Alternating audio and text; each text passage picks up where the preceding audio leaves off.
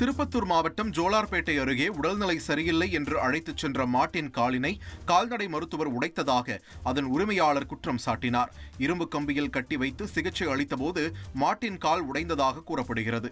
இதனால் மருத்துவரிடம் மாட்டின் உரிமையாளர் மற்றும் அவரது உறவினர்கள் வாக்குவாதத்தில் ஈடுபட்டு திட்டி தீர்த்தனர்.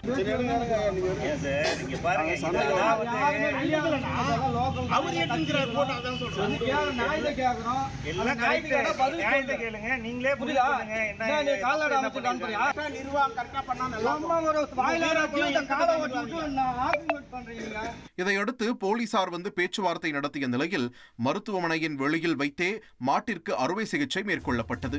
திண்டுக்கல் மாவட்டம் நத்தம் அருகே ஜல்லிக்கட்டு போட்டியின் இறுதிச் சுற்றின் போது மாடுபிடி வீரர்களுக்கும் விழா குழுவினர்களுக்கும் இடையே வாக்குவாதம் ஏற்பட்டது.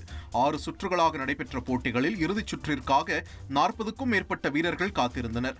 அப்போது 20க்கும் குறைவான காளைகள் மட்டுமே இருந்ததால் கடைசி சுற்று வீரர்களை களமிறங்குமாறு விழா குழுவினர் கூறினர். இதனால் மைதானத்தில் திரண்ட வீரர்கள் விழா குழுவினருடன் வாக்குவாதத்தில் ஈடுபட்டு டி-ஷர்ட்டை கழற்றி தூக்கி எறிந்துவிட்டு வெளியேறினர்.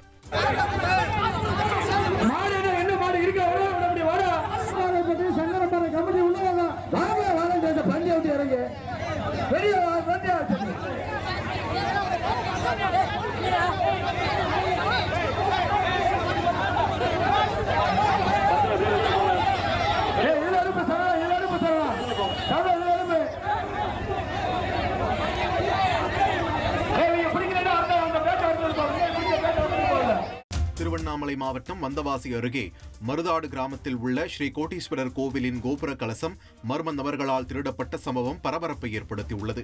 சிவாச்சாரியார் கோவிலை பூட்டிச் சென்ற பின்னர் காலை மீண்டும் வந்து பார்த்தபோது கலசம் திருடு போனது தெரியவந்தது. இதுகுறித்து வழக்கு பதிவு செய்த கீழ்கொடுங்காலூர் போலீசார் கலசத்தை திருடிச் சென்ற மர்ம நபர்களை தேடி வருகின்றனர். செய்திகளை உடனுக்குடன் தெரிந்து கொள்ள உடனே சப்ஸ்கிரைப் பண்ணுங்க.